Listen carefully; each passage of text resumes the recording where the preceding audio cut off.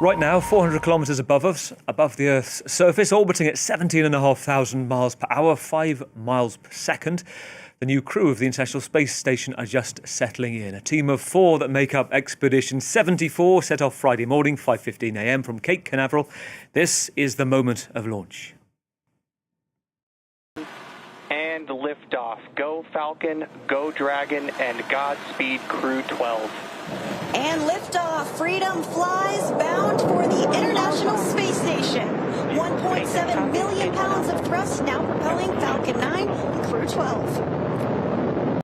Well, this is the team replacing the one that had to return recently due to an urgent medical emergency for one of the crew. They are Jessica Meir and Jack Hathaway from the US, Andrei Fedyev, a Russian cosmonaut, and Sophie Adenot, becoming the second female astronaut from France after Claudie Eniere 3 decades ago. This is what Sophie said once on board the spacecraft about the view and about the achievement of making it there. The first time we looked at the Earth was, mind-blowing. The Earth is so beautiful from up there. And literally, we see no lines, no borders. And it was, a very big moment for us, Jack and me, to see that for the first time. So we're happy to share it with you in the future events. The ISS is considered the most expensive human-made engineering project in history. A total cost over its lifetime estimated around $150 to $160 billion. And since the year 2000, for 25 years, has been continuously occupied by humans living and working in a set of capsules in a football field-sized space, pushing the boundaries of science and space. And Sophie Adenot from Burgundy, a former helicopter pilot, said she dreamed of this moment since she was tiny, since even though there were slim odds of doing it, she talked about her family encouraging her from the off. She made it. She was selected amongst the crew back in 2022.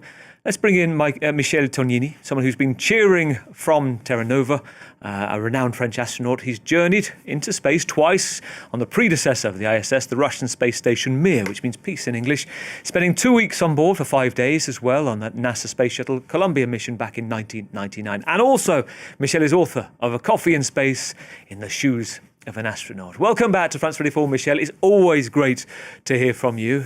You are now president of the Val Allen Foundation too, to promote space science, research and education. Tell me, Michel, when you watched that takeoff at the time, did you watch it with trepidation like I do when they take off, or has it become routine for you now? What are you thinking in that moment of launch? Good evening, and thank you for the invitation. Obviously, when you see a friend going to space, you are very excited, and it's a very good emotion for you because you remind the same emotion you got, for me, 35 years ago or 25 years ago for my 2 missions. So I had the same feeling as Sophie had, and when she had the liftoff from the ground in Cape Canaveral, I had the feeling that myself was going to space, because what is very important is that there is a continuity between the job we performed 60 years ago and the job Sophie is making now. There is every time new astronaut selected, new astronaut going to space station, making experiments. Some experiments are mostly the same as we started a long time ago, and for us it's a good benefit. Let's take a look right now at the live images that are provided by the European Space Agency and of NASA. This is what they can see looking down into Earth. This is quite incredible that we can watch this moment. What are they likely to be doing now, Michel? What are they usually doing for the first 24 hours? So they just joined the space station yesterday. The trip was very long because they had 30 hours of traveling before the docking. So it was kind of difficult for them for the tiredness and everything. And they will start to work on Tuesday. So today was a resting day, and tomorrow will be a day where they will take care of the space station. What are the new facility on the space station? What are the differences in between the space station as it is now and the simulator on the ground? So it is accommodation time tomorrow, and the real job will start on Tuesday morning. And they will do science. They will do 8 hours of science every day. The time for an astronaut is shared between science, repair of the space station, and exercise. So altogether, it's about 8 hours a day. I think I'm right in saying it orbits the Earth every 90 minutes or so. Is that right? I'm looking at images. There's a live tracker from the ISS. You can see where it is right now. It says it's between North and South Dakota. So by the time we finish this interview, I'm sure it'll be well off towards the Pacific by then. When you look at... Yes, it goes very fast. When you tell me about Sophie Adenot, you said you watched as a friend on board. This is an extraordinary story, the second female French astronaut, as I mentioned. What have you made of her path to this moment? Well, she was on selection of 2008 with Thomas Pesquet, and at the time she was very young, like she was like 25 years old, and therefore we recommended her to make some complementary study in order to perform the job of an astronaut, and she applied for the next selection that we did in 2022, and therefore she was selected in order to fly today. So she had the shortest time of training before going to space. For her, it was a very difficult job, and she performed everything with the highest mark. And so I am very glad for her to be in space now. And that I can tell you that she has been studying a lot, like 16 or 15 hours a day in order to get to this point. When you look at and you know from having been through this process years ago, you look at the competition, the ability that it takes. I'm minded of the fact that Sophie said it was seeing Claudie 30 years ago. It was seeing the first French female astronaut at 13 years old. She says she knew then that was a possibility. And I'm thinking about the ability that it takes, but also about your foundation. When you're watching, when you're hoping to see a continuation of more Sophies, are you noticing any ripple effect of this time? Youngsters, teenagers who are engrossed or inspired by Sophie right now? I can just tell you numbers. When I applied to be an astronaut in 1995, we were 1,000 candidates for 7 astronauts. The selection of Thomas Pesquet that I organized, there was 8,000 candidates for 6 astronauts, and the one of Sophie Adenot, there were 22,000 candidates for 5 astronauts. So it's more and more demanding, more and more people are interested, and more people are dreaming of becoming an astronaut. And the interesting point is that we recommend all these people to study very well in order to achieve that dream. And if they cannot be an astronaut, they will be a good engineer to perform and to build satellites for the future or rockets. And this is a very good point for the future as well, because all that we do is linked to space. And if we think about the next 8 months, after kind of settling in now, this period where they check everything, kind of like an Airbnb, if you will, in space, just making sure everything's there as it should be, checking where the emergency exits are as well. What work are they likely to be doing over this 8 months? And is there a chance that Sophie gets to do a spacewalk? Well, she will do several spacewalks to repair the space station, because it's like an old car. You have to repair it regularly. You have to check some items outside. You have to install some antenna outside. So she has to do some job outside of the space station, and she will perform 2 or 3 extravehicular activities. But most of the time she will be inside to do science, and not only science, but they will do also robotic operation. And she will also receive the new module coming from Earth to bring food and supply on the space station, and also taking the trash from the space station to these modules. So it's a lot of activities. And there is a new spacecraft with people coming every 3 or 4 months. So she will receive the new astronaut in 3 or 4 months from now, and she will be the old person on the space station compared to the new guys coming in, and she will explain what's going on the space station compared to what they see on the simulator. And that is a continuing story between the new and the old astronaut. You raise an issue that actually I want to touch upon, which is kind of what it's like when you first get there, and you can compare and contrast the differences over time. Let's have a listen first. When Sophie first arrived alongside the crew, this is what she said about the feeling around her and the view down below. The first time we looked at the Earth was, mind-blowing. The Earth is so beautiful from up there, and literally we see no lines, no borders, and it was, a very big moment for us, Jack and me, to see that for the first time. So we're happy to share it with you in the future events. What's really interesting, the British astronaut, Major Tim Peake, described being inside the International Space Station. He said this: it was comfortable, the silence made him feel at home. It didn't feel overcrowded, he said, and each has their own little compartment, around the size, he said, of a British phone box. So that's your own little area where you can make it yours to a degree. And I want to compare that with your time on the Mir space station. I mentioned this. Michael Foale, another British astronaut, said back in 1997, he was in awe on arrival, but it had a smell. He said it was like a garage of oil. It was very organised, but very cluttered. Do you remember that? Did it have a smell? What was it like? Well, there was no smell when I came to the space station. I was on the Mir space station in 1992. It was very clean, and I can tell you that we traveled 2 days before going to the space station, and the Soyuz was starting to smell a little bit bad. Not bad, but the smell of metal and rubber of the spacesuit. So that was not very nice as a smell. But when you get into the space station, the smell was really good. I mean, it was no smell at all. It was very clean. And the Russian cleaned everything before we arrived. So everything was very nice for us, was very pleasant for us to get in.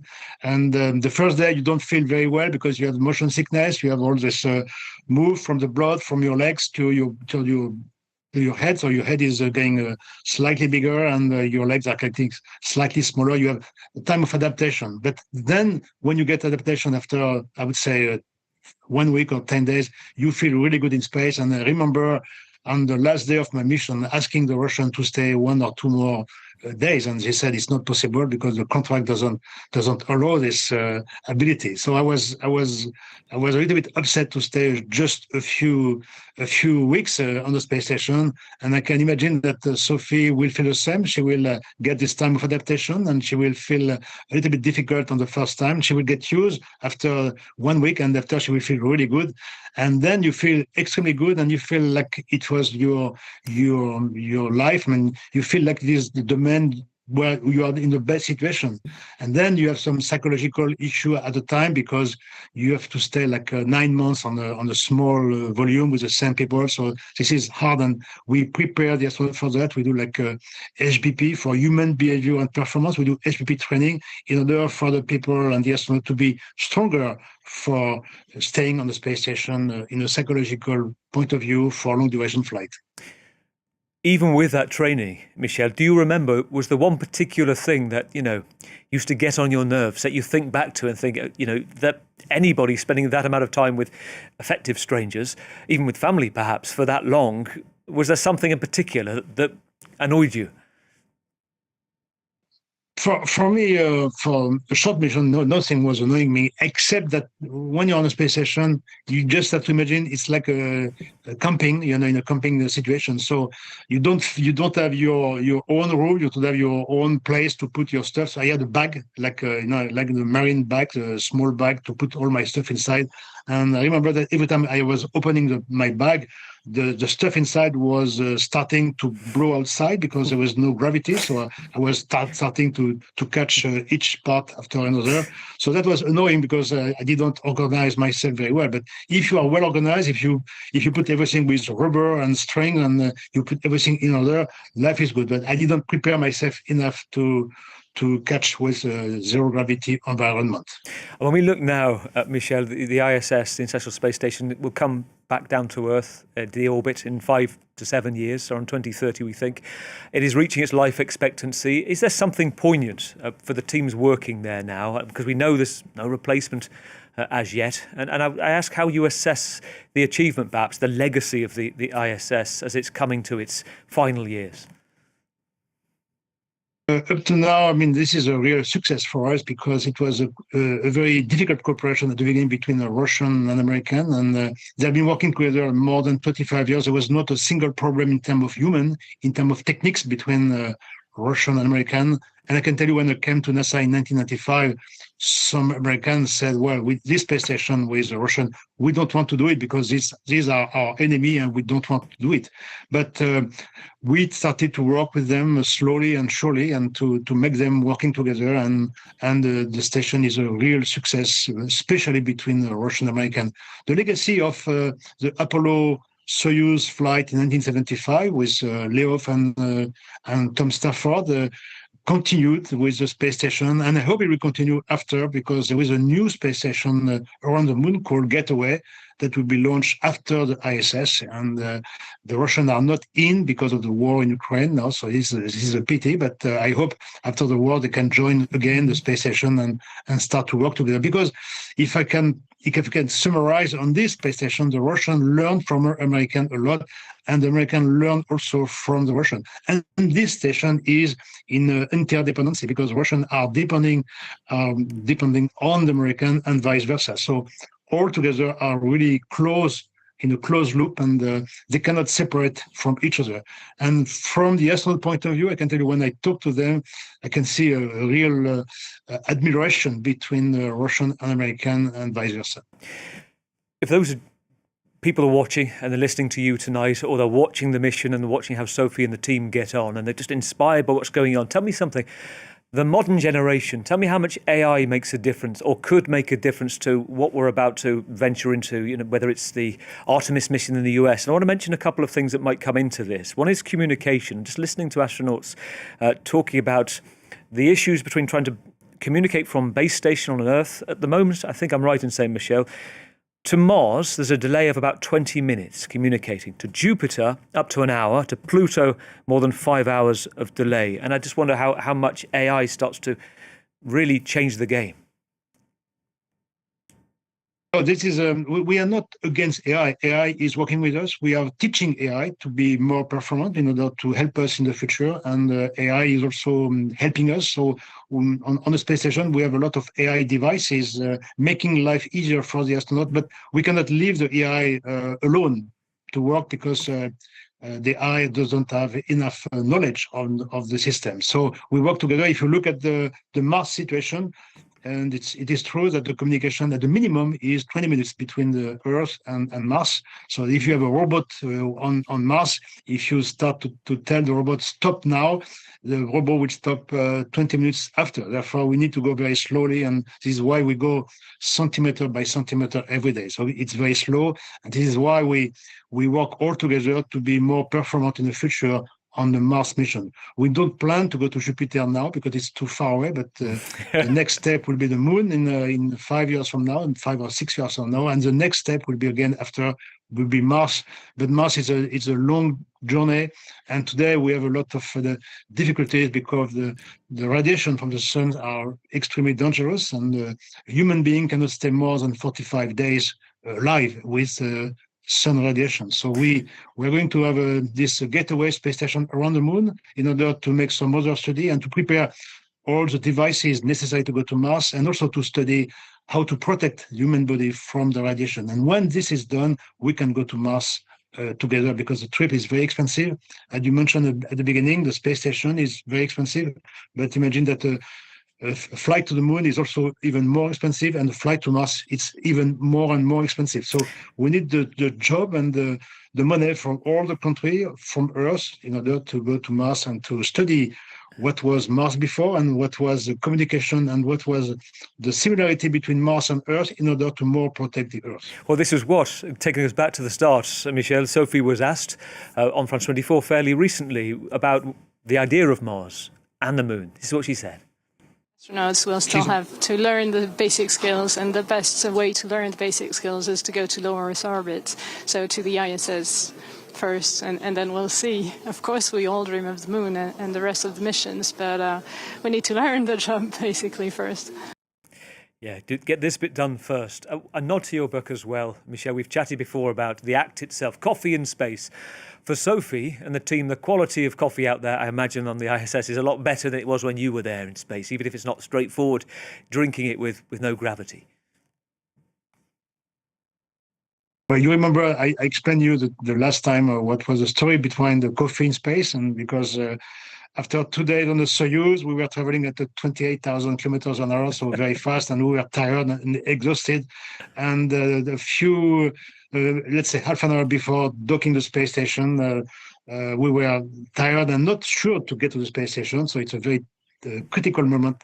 And the Russian very peacefully asked me, okay, you are going to dock to the space station very soon, in about 20 minutes. do you want a coffee or tea? Do you want coffee with sugar or no sugar? So the phrase of the Russian asking me if I wanted a coffee with or not sugar was very Visceral. special compared to the difficult time we had going to space. And this contrast made me work writing this book of Coffee in Space. Well, we did briefly touch upon the fact that obviously your senses are completely skewiff. You know, they've your sense of smell, taste, but you can still get a good sensation of what coffee is like in space. Yes, and I can tell you, not only I really like coffee on Earth because I'm Italian roots, but I love coffee. And I remember on the Mir space station, I came at a time where the supply didn't arrive from Earth, so we had the coffee only with sugar. And I don't like coffee with sugar at all. So it was like syrup and coffee, and for me it was difficult. So I was drinking coffee slowly and just a little bit. Well, Michel, as we speak, let's take a look at the live images of where the crew are right now. They're just above Brazil from the live feed. Let's take a look at the images that they can see in the Atlantic Ocean. Michel, what a pleasure to have you on tonight. Thank you for your time and your insight, an insider's guide to the galaxy. Michel Tognini, renowned French astronaut who's journeyed into space twice, author of Coffee in Space, in the Shoes of an Astronaut. Thank you, Michel.